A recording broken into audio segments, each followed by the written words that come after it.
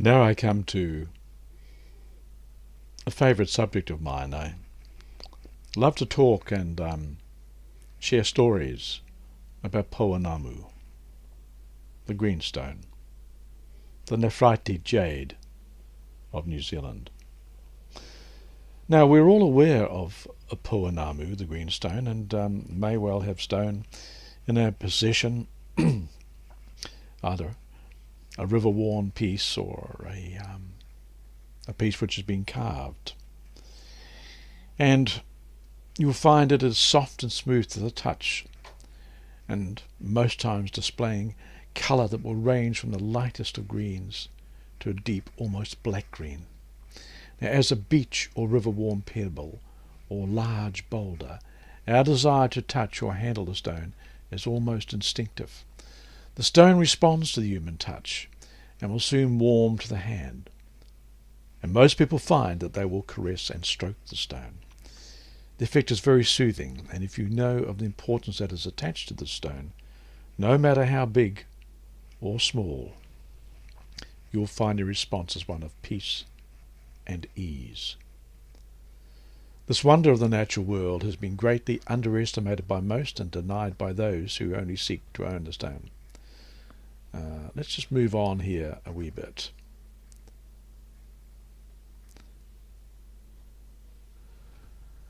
On a journey I made recently to the west coast, I was taken to view a number of Pouanamu beach boulders deposited by ancient glaciers on the southern shores.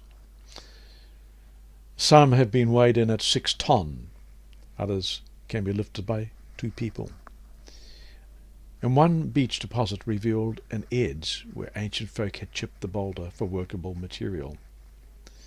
Another one tapped with a piece of metal, rung like a muted bell when struck with the bare knuckle. Then an upright stone offered a rainbow when water was sprayed on the surface. This small essay of Pouanamu does not do justice to the depth and history and knowledge surrounding the stone and the journeys taken from the early centuries through to modern times. The stone is slowly being distributed throughout the world as an endeavour to create areas of peace and harmony. At the present rate of distribution, one will soon see the resultant effects of the teachings of the people of the Waitaha Nation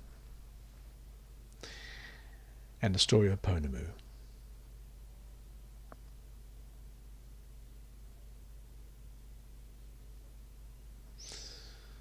Now, I just want to quote from a piece I wrote at an earlier date. And it goes like this. It was the 9th of January, and the weather had broken following a 12-day period of fine and warm days and nights. And as I lifted my eye from the page in which I was making these notes, the wind-driven rain pours down from the east, and wind-tossed branches wave in a dance of ever-changing rhythms, moving in harmony with the gusts and flicking the droplets of water in all directions. The raindrops join on the ground and soon flow in unison down the garden slopes, creating a sound of their own.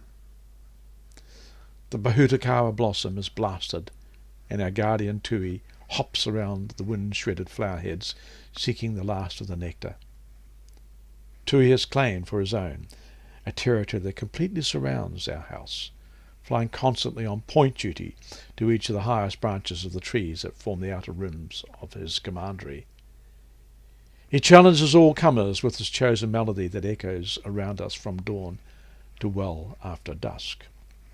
His mantra has been freely shared for the past 5 weeks and has inspired all of us with the dedication he applies to his chosen roles. His message is one of love. And a singular day spent in acknowledging his place in the grand scheme of a primal duty, fulfilling with a heart full of joy and song and a zest for life. And in the dark of night we are joined by Moapork, who shows a deep interest in the flying insects of the night, who are drawn to the window lights. Uluru glides in a powerful but completely silent circle, plucking choice morsels from the air. He perches on the back of a chair and looks at us long and hard through owl eyes. Wide and deep, the eyes say it all. We all have our roles to play, our individual journey to make, and yet we find it hard to accept that this tiny owl is part of the creation is directly linked to us through the same spirit that prevails through all life on earth.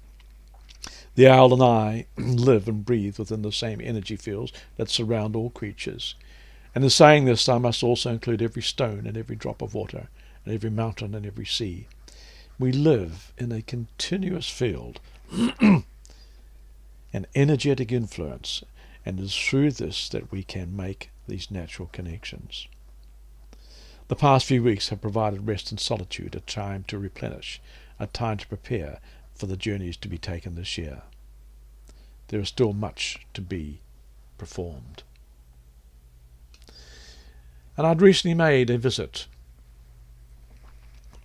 to the South Island, 2 visits actually, to the birthplace of the gods at Castle Hills, and have once again been completely amazed at the revelations within these unique rock structures. At certain times of the day, silhouettes within the rocks take on a different feature as light and shadow come into play. A statement is made, "Look at my face and ponder at my message." Profiles of small animals and human beings appear, commanding that you stop and wonder, and then ponder on whether this incredible work is of nature or of man. With either choice, you are still looking at a subtle message. Perhaps the planet energy has something to say, and your personal interpretation is very important as you acknowledge the feature. Now, whether natural or man-made, a purpose has been met. You have been placed in a situation that may challenge your preconceptions of what is archaic rock art. Does every ancient work have to be small enough to hold in your hand? An ancient work may be on such a giant scale as to defy any logical modern explanation. You yourself may even be hard placed to fathom the size and the purpose. And the most common large-scale objects I have seen are the tuatara, the keepers of the wisdom. These features defy common belief that the early comers in this land did not work stone on such a large scale. And the best known is near the mouth of the Grey River in the South Island on the west coast. And they are sighted on both sides of the river. The gigantic tails and heads are best viewed from far inland as you drive down towards the town of Greymouth. Also easily identifiable carving is a seaward bluff at Maunganui Bluff in Northland. So sleeping giants of this nature are to be found throughout the world, and many have been placed in myth and legend. So whether we are looking at giant of scale or the very small, there are many places to behold in this land. Nature also offers much in the way of wonder that we take if we take the time to look and listen. I always find that my trips require different levels of awareness.